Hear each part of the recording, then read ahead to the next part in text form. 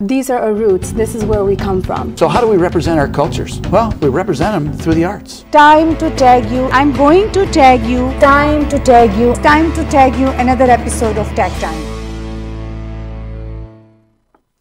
Welcome to Tag Studio. It's time to tag you another episode of Tag Time.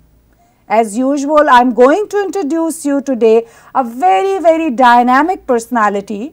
Her name is Carmela Kapeleris. She is a successful businesswoman. As you will go through the interview, you will realize yourself that she is a very well achieved a person who is in real estate business. She has won a lot of awards and she is an author also. She has got so much experience in real estate that she has written a book for those who are on their way to this business so that they can have some tips from her. So welcome to the show today. Thank you. Thank you very much. I'm a pleasure to be here. So Carmela, how would you like to introduce yourself and talk about real estate, which is a very sensitive issue right now while we are living in Ontario especially? Yes. Well, you know, I've been in the industry for over 31 years. I know I don't look that old, but I've been working this industry and I love it. I mean, I have a passion for it. I love the problem solving. I love the negotiation. I love the people and building up relationships. You know, my clients are so close to me that I've seen them their kids get married. I've gone to their baptisms and their weddings. It's almost like a family. And so I love fulfilling their dreams of home ownership and their kids' dreams of home ownerships and just everything that real estate does. I mean, it's a big step in people's lives, you know. It's one of the major moves that they ever make. So whether they're downsizing and looking to buy a smaller place so they can travel and retire, or expanding their family and needing a bigger house. These are all adventures that I love to do with them. As a result of that, I received this year, I'm nominated for the Ronald E. Sanderson Award. Oh, wow. And it is a big prestigious award. I'm so honored. It's for people, realtors that have been in the business for 5 years and plus. I've been in the business for 31 years, and they've given back to the community. They've made an impact through their contributions, through their causes and charitable donations. They've made the community a better place to live and raise their families. And this award was named after Ronald E. Sanderson, who was the first president of the Mississauga Real Estate Board in 1963. And he was totally dedicated to his career and to the community and serving it. So what motivated you to write a book? I mean, when there are so many other books which are there in the market, what was your, I would say, the conception behind that? What you wanted to deliver through that? That's a really good question, Haleema. Actually, writing a book doesn't come easy, you know, for most people. And this is my second book, by the way. The first one was a book called The Literacy Connection, which didn't have to do with real estate, but one of my other interests, which is writing poems and painting and illustrations. And that book was an anthology, collaboration of 20 Canadian artists that came together and wrote this book.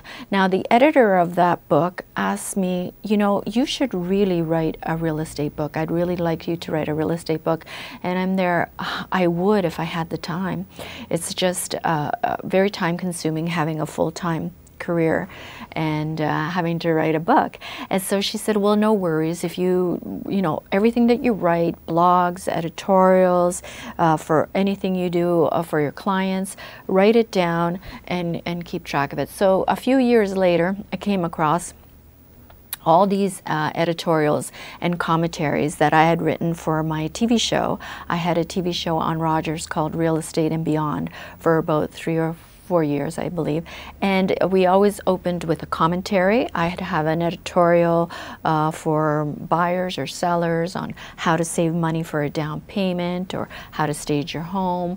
And I wrote all of these. And there were quite a few of them because we did one in the beginning and one at the end of the show. And we compiled them all into a book. With, you know, we edited and we added much more other information. So I ended up that the book is 50 chapters long, and it's a portion of it is for the seller, and a portion of it is for the buyer, and a portion of it is for the realtor. So for the seller, okay, there's a lot of powerful insider secrets, like how to get started. A lot of people don't know how to get started when they're going into the home ownership, into the housing market. Costly mistakes to avoid. There's so many things that happen to people that they end up overpaying for a house. Staging, renovations, how to give it that feng shui value, and also how to pay off your mortgage faster. Bidding wars, we were having a lot of bidding wars at one time, a few years in a row, and there's tips on that. When I wrote the book in 2016, there was a lot of that going on. And then also helping seniors sell, how to build retirement income, what the best investments are for sellers. And then there was a whole portion for buyers that, like I said, there was a formula on how much money you could afford. This is all in the book. It's almost like even a workbook too, and it shows you how to calculate the taxes and other hidden costs, so when you go to the lawyer and he hits you with a statement adjustment, you're not surprised that, you know, all these things have to be paid, because it usually adds up to thousands of dollars, sometimes $10,000 or more. And then also for the buyer, mortgage and real estate fraud, buyer assignments, rental properties, second family units, how to flip homes, and also for single women, how to buy real estate. A lot of women are single these days and they don't have that other income. And millennials, how to get started. So that part, there's so many chapters dedicated to each, the buyer and the seller, and then for the realtor too, how to build a business plan, how to set up your goals, building referral connections, creating like meaningful relationships, and marketing. You know, geographical marketing, lead generation, and then the next level, which is TV, online, media. All that. Yeah. It's a huge understanding of the business, and then sharing it with the people so that it can help them. Right, and there's like a worksheets in there, how to build action boards and vision boards so that you can follow your goals. So it's really quite an intensive book, jam-packed with information, and it's an easy read too. It's available on Amazon, Chapters, Indigo, Kobo, Kindle. So yeah, it is great, and I usually give it out to my clients and people that are interested in reading it. Yeah. So how would you define yourself different than others? Because we have so many people in this business that it's getting more and more tough day by day, not only because a lot of people there, but also because of the complications we are right now going through with real estate business especially, and all the taxation and the laws and all that. So how you say that you're different than others? Well, I take it a step further, okay, with my team. I have a team. My team includes mortgage lenders, lawyers, stagers, home inspectors, all. When you come to me, it's a one-step shop. I give you all of I do all of this for you, and I have all of these people in place to help you right away. You shouldn't have to go looking for people when you're working with a good, reputable team. And I'm a hands-on person. I also work with my husband. He's also in real estate, and he's a hands-on person. We do everything ourselves. We don't send somebody else to do it. So when you're dealing with real estate, you're dealing with us, the professionals. So you give a package to deal with every detail which is related to buy or invest or to do the business with that, or whatever the Right. little bit details about that is. Right, we outsource everything for you. If you need a stager, we do staging. We have our own staging company and staging experts that work with us. We have a renovation team, so we can do any renovation, painting, anything on to your house. You have to get it. That's the key now to getting your house sold and to getting as much money as possible, because as you know, the market has changed quite a bit. And even though you see it's a bit slowed down in terms of the bank and the mortgage restrictions, interest rates, it's kind of slowed down a bit in 2018. But now going into 2018, we are stable and prices are good, and we're looking at a lot of activity for the spring market. That's good. Yes. So let's talk about your school board trustee and your politics and your other side of personality than being into the business as empowered business entrepreneur. So how would you express yourself with that? Well, I don't mind getting into the political issue of running for a municipal office. I think I did that to give back to the community as much as I could, but I did want to just touch on buyers and investors and sellers a little bit more, because I think what sellers have to do today to get as much money as possible, because it is very good. The inventory is quite low, so anybody that puts their property on the market right now will get the highest price possible. But they have to work very closely with an agent and strategically plan the marketing and getting the house ready for the sale. And also get as much data and information as possible of things that are happening in the local area and how the market is changing and what the housing value is. So you know the perfect timing to put your house on the market. And for buyers, I think they should also work closely with their agent to get 2 lenders that can secure them a mortgage approval. A mortgage approval is very important. And right now the banks are they're kind of going easier on the stress test, and for the spring market they're giving the would-be customers more promotions and discounts. So I want the buyers to be aware of that. And if anybody's thinking of investing, rental properties are what you should be investing in. Buying at a low price tag and getting as much money for the rent as possible. And believe it or not, we're experiencing multiple offers in the rental market. We are actually getting multiple offers, which is driving the price up. So a 1-bedroom in Toronto, you're looking at an average price of $2,200 a month, which is really, really good. So that's what investors should look at right now, is looking into investing into the rental market or pre-construction condos. Because the investment market is very good and it shows no signs of slowing down. So how you combine business and politics? Let's come back to that point. Yes. That how at what point and how it came together. Well, I think with With the politics, the reason that I went into politics, well, first of all, this industry has been so good to me, and I've met so many people, and I wanted to give back to the community. Not only that, but I almost felt a sense of obligation. A sense of obligation to do something.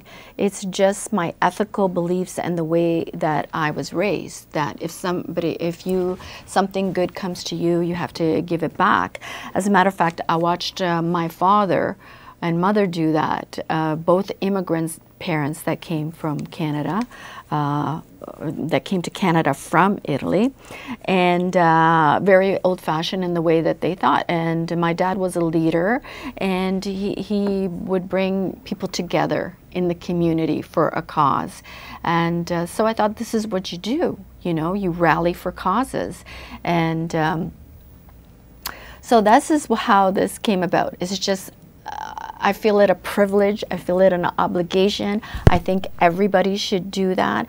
I think it's a really good example for your kids, and it's important for your peers and colleagues to know that, and to maybe do the same thing and rally against a cause too. Now, the reason I picked the separate school board was because I thought that that's where it stems from, is our children. And wanted to see our children progress, promote student programs. We need better technology in the schools. We need safer schools. We need the schools working together with the home and the parish and everybody working together, not just sending their kids to school and expecting the teachers to educate your kids. You also have to educate your kids at home. And so I felt that I was going to be a strong voice in Ward 4 for this. And don't you think that there are a lot of problems with the government schools right now because of the educational challenges we are having? It's more promotion towards the private schools, and government schools are going less and less in their quality, and not only quality, but because of the politics, it is heading towards the direction where we don't want to see our children go to. What's your take on that? Well, you know, unfortunately, you know, with the government, the way that it is, we need more community activists. We need more people involved. We need people that speak up to these things, you know, and that's where I take my skills and my experience, and as a realtor, and being known in the community, and that's what I try to do for people. And I think just too many people aren't really speaking up or going to the source and talking about it. So what are your findings about if you are so empowered women, you're a role model for so many women, especially right now, if we see that the kind of work which has been done for the women in Canada is tremendous. And we have struggled a lot for the rights of women, and are most of the time are all no matter how strong business professional women is, her consideration is the children and how they go. So the schools are very important, the politics is very important. So what is your understanding that where are we heading towards? Women are, I think, becoming more empowered than men, and because I think they tend to rally together, and just their way of thinking. They're multitaskers. They look for a solution to everything. I mean, you've heard the expression that behind every good man is a woman. But now women are stepping back from behind the men, and they're coming forward to say, I can do this and I can do it better. And so I think that this is great, because I'll interrupt you here with apology, but since you have quoted that there is a successful woman behind a successful man, I add into that there is always a successful man behind a successful woman. because Yes. the societies which cannot produce successful men cannot produce successful women, because it's a unit which has to work together, and it is more of individual base, that how you pick up the, so we are 52% right now, and it is increasing day by day. So how come we can just expect 52% to stand behind and do the things? So that means that Canadian men are good at that they stand behind. So that was what I wanted to add into that. It is a wonderful thing for men to accept that, because I've been in the business a long time. You've been in the business a long time. I mean, I go back 30 years. 30 years, there weren't too many real estate women. You know, there was far and few between us, and it was more of like a men's club.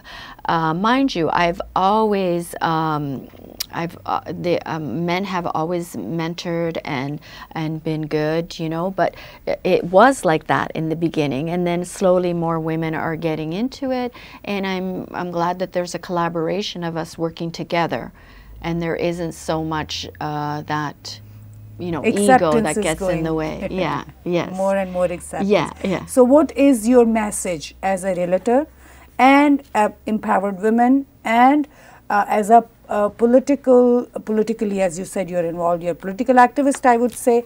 So what is your message towards our viewers today?